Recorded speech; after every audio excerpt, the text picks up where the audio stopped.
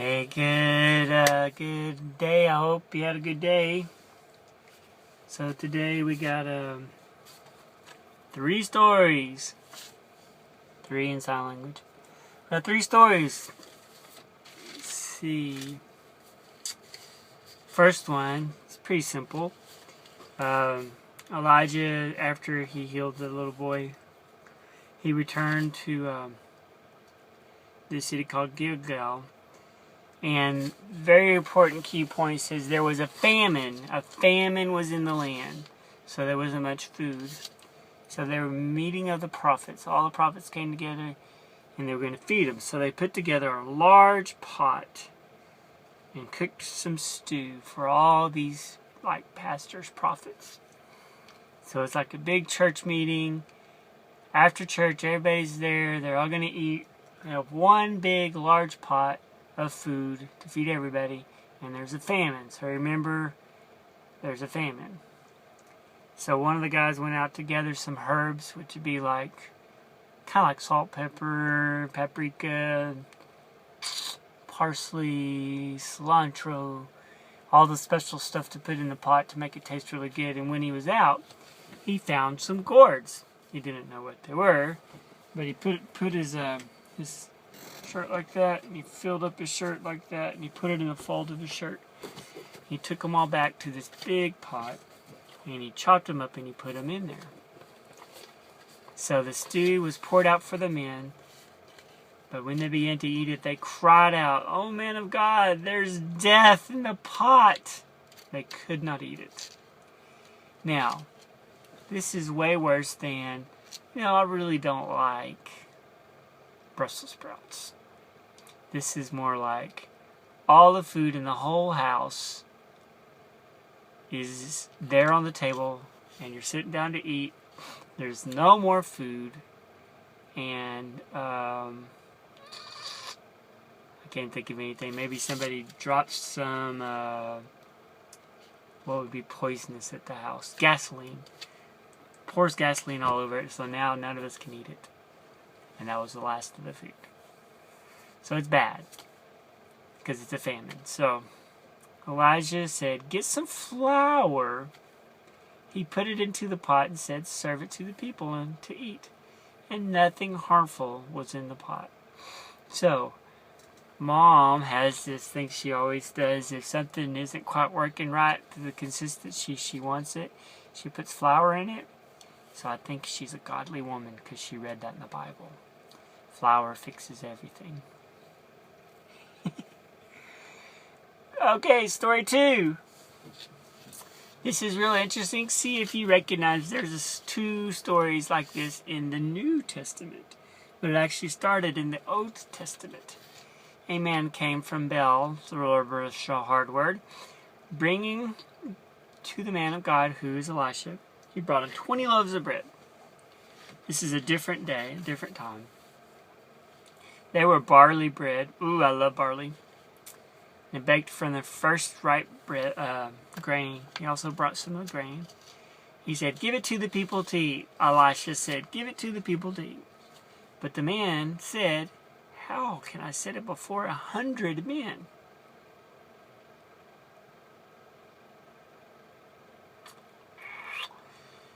I don't know if this is a different story, if it was the same day. Anyways, basically, this wasn't enough bread to feed 100 men.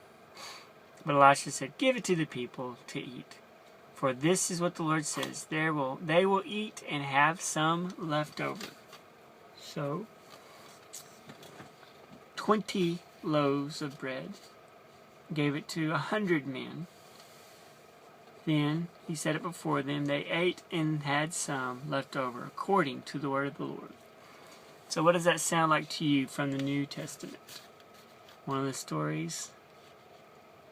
Can you think of any? I can. Okay, last story.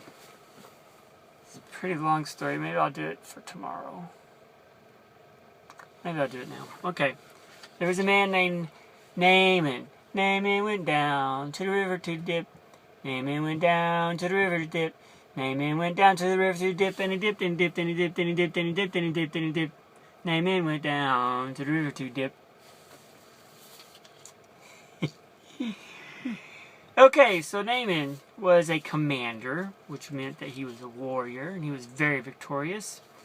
All that he did, his master regarded him very highly. He was a valiant soldier, so you get in the drift. This guy's awesome. He's probably really buff. Probably can kick some major booty. Okay? But he had leprosy. Now, we've talked about leprosy recently at church. Eats off the things in your body that are the outer extremities, the things that get cold, like your ears, your nose, your fingers, your toes, and then eventually starts eating everything else. Leprosy was a horrible thing. Now, Naaman lived in a house, and these people this place he was from was Aram, and Aram had actually gone out and found a young lady out. Some of the soldiers had found a young lady out in the field in Israel, and they had taken her captive, and they had brought her back so that she could be a slave, a servant to Naaman's wife. And she knew about Elisha. She knew about the Lord, that the Lord had power to heal. And even though she was a slave and a servant, she wasn't bitter or angry or resentful. And she shared her knowledge that God could heal with her master's wife, who was the lady that she was taking care of. And this is what she said. Now, bands of the Aram had gone and taken captive a young girl from Israel. And she said to her mistress, "If only my master would see the prophet who is in Samaria, he would cure him of his leprosy." So, hearing that it would be possible to get cured of leprosy, Naaman went to his boss, who was probably the king, and he told him about the girl in Israel, and his boss said, "By all means, go." And he wrote him a letter. He said, "I'll send a letter to the king of Israel. With this letter, I'm sending you my servant Naaman to you so that you may cure him of his leprosy," is what the letter said. So Naaman got on. He's packed up a whole bunch of money. It was like, I figured it out in today's money, it was like $150,000 or $200,000 worth of gold and silver. He took a bunch of brand new clothes, and he went out to visit. And when the king of Israel read the letter, which said, "With this letter I am sending my servant Naaman to you so that you may cure him of leprosy," he tore his clothes, which was a way back in the Bible times of saying you were really mad or really sad, because clothes are a lot harder to make back then. So he tore his clothes, and he was really ticked off. And he said, "Am I a god? Can I kill and bring back to life? Why does this fellow send me someone to make him cured of leprosy?" It's like, that's impossible. No one can do that. I think he's trying to pick a fight with me. But Elisha heard that the king had torn his clothes. And he said, "Send Naaman to me. Have the man come to me, and he will know that there is a prophet in Israel." Alright, so Naaman went. He knocked on the door of Elisha's house. And Elisha sent someone to talk to him and said, Go dip in the... Go wash yourself 7 times in the Jordan River, and you'll be cured. Okay? But Naaman went away angry and said, "I thought that surely this is the way he would have done it." This often happens in life. You feel like you know how God should take care of you, and it doesn't work out the way you thought it would, so you get ticked off. And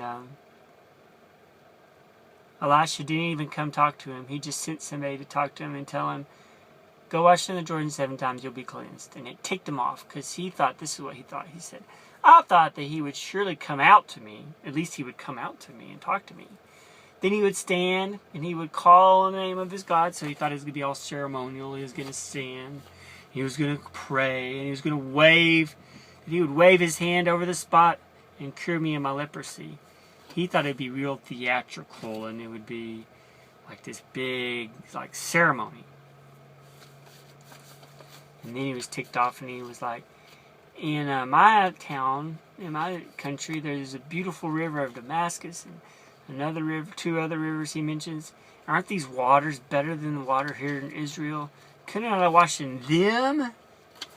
So he's just ticked off about the way he wanted to basically go into a dirty river, and he didn't even come out and talk to him. He didn't make any ceremony, and he had rage. The word is rage, which is way beyond just angry. It's like, Argh! It's like way angry. So Naaman's servant went to him and he said, "My father, if the prophet had come and told you some great thing, would you have not done it? Wouldn't you have done it? If he had told you to run a marathon and then fast for 50 days and whatever, you would have tried to do all of it." So,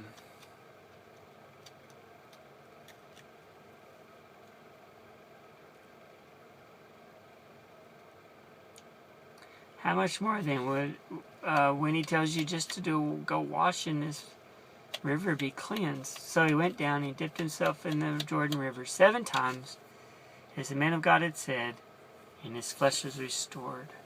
Became clean like that of a baby, of a young boy. So if Daddy got cleansed, I wouldn't have any more wrinkles. My skin would be perfect like a young boy. So, and then he went to Naaman. Naaman went to the prophet and tried to give him money, and he said, "No, we're not taking any of your money." And then he said, "Okay, I want to take some dirt from around you, because I'm never going to offer sacrifices ever again to any idols, and I'm going to take dirt from Israel and worship that God only. So I'm going to take some dirt." And then on the way out, Gehazi, who is Elisha's servant, just hated to see that man leave, because he was offering to give him a lot of stuff.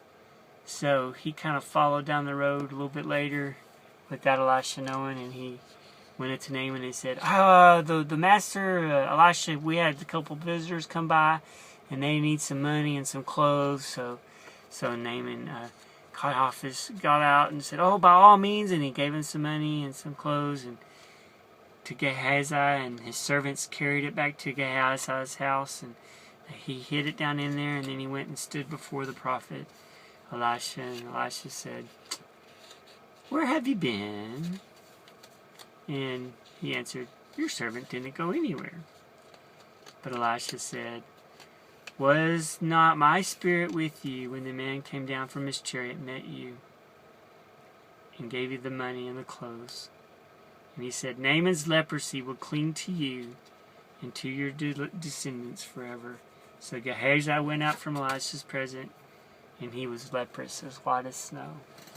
So the leprosy went off of Naaman and went on to Gehazi. So, what do we learn from this? God's got his own way of doing things. Don't be ticked off at him about the way he's taking care of you. And sometimes it's important that we do things just to do them, just to be nice to people, not to get money. And the Lord will let us know when it's important to charge, or just to do it for free, or to do something nice for somebody. And Gehazi knew that it was the time to just do it, but he took money because he got greedy. So don't be greedy. It's another one. Alright, it was really long tonight. I love you guys. You have a sweet dreams.